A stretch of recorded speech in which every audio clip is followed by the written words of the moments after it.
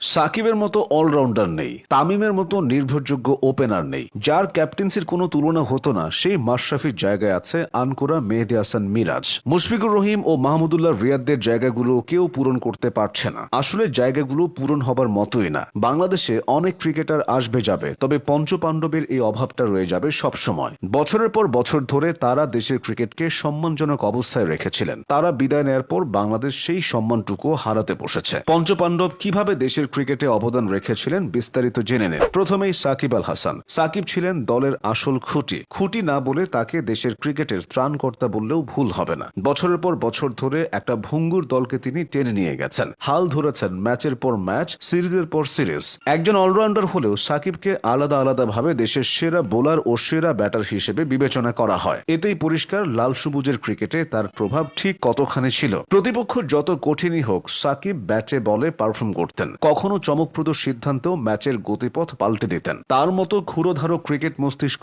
বাংলাদেশে নেই বললেই চলে। এমনি তো আর সাকিব বিশ্বসেরা অলরাউন্ডার হননি। আসা যাক তামিম ইকবাল প্রসঙ্গে। ক্যারিয়ারের পরন্ত বেলায় বিভিন্ন বিষয় নিয়ে বিতর্কে পড়লেও তামিম ছিলেন দলের ব্যাটিং স্তম্ভ।